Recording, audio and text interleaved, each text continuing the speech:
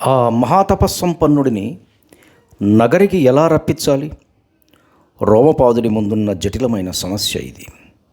ఆ మహర్షికి విశ్వంలోని ప్రాణులన్నీ ఒకటి.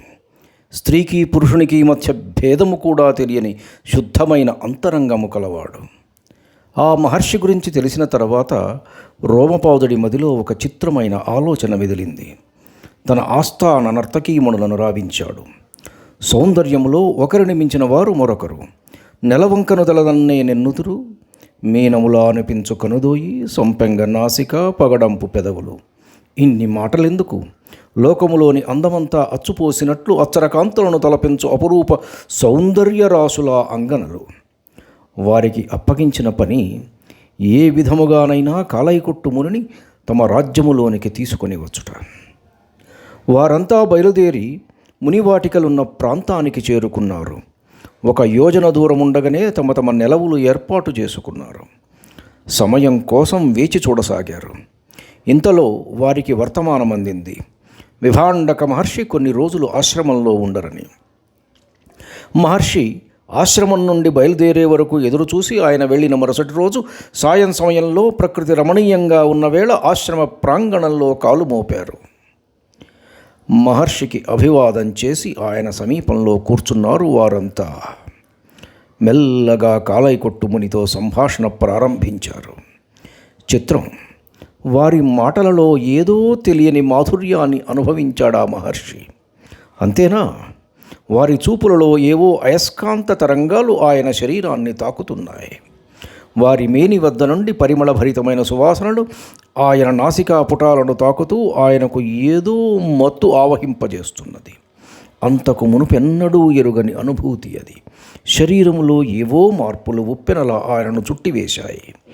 ఆయన ఆ అనుభూతిని ఆస్వాదిస్తూ ఉండగానే వారు తిరిగి వెళ్ళడానికి అనుమతి కోరారు.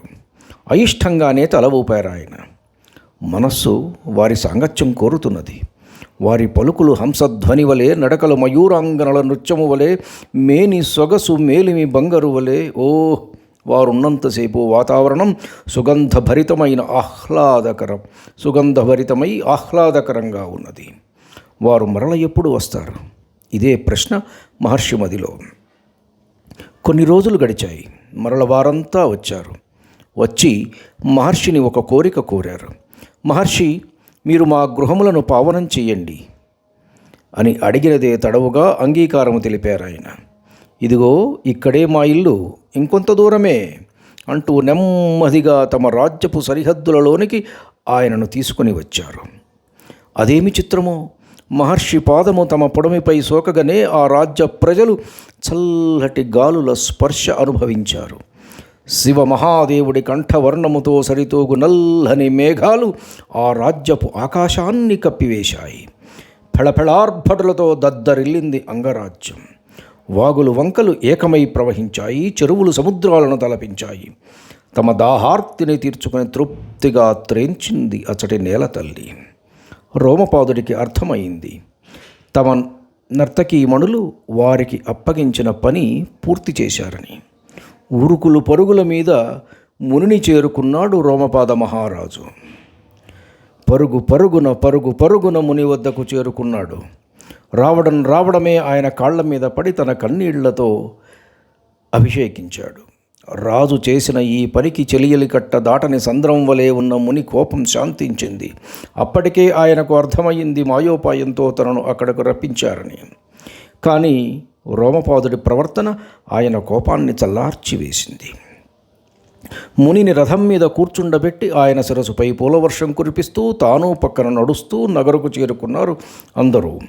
స్వర్ణసింహాసనం మీద మునిని కూర్చుండబెట్టి ఆయన పాదాల చెంత తాను ఆసీనుడై సేవ చేయసాగాడు రోమపాదుడు. మునికి తన కూతురు శాంతను ఇచ్చి వివాహం జరిపించాడు. ఋష్యశృంగ ముని యొక్క మహత్తును వశిష్ఠ మహర్షి చెప్పగా విని తాను వెనువెంటనే అంగరాజ్యం బయలుదేరి ఆ మునిని తోడ్కొని వస్తానన్నాడు దశరథుడు. సంకల్పించినదే తడవుగా మంత్రి సామంత పురోహిత గణము వెంటరాగా అంగరాజ్యం వైపుగా ప్రయాణం మొదలుపెట్టాడు చక్రవర్తి.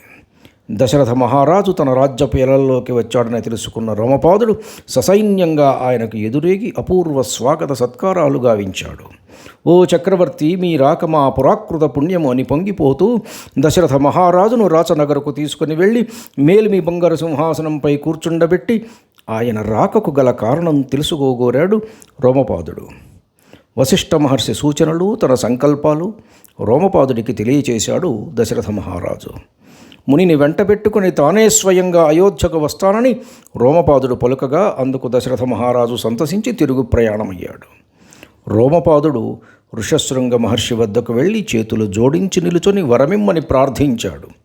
ఇక్ష్వాకు ప్రభు అయిన దశరథ మహారాజు కార్యము నిమిత్తం అయోధ్యకు తాను వెళ్ళవలెనన్న రోమపాదుడి కోరికను అంగీకరించి మహర్షి అయోధ్యకు పయనమయ్యాడు.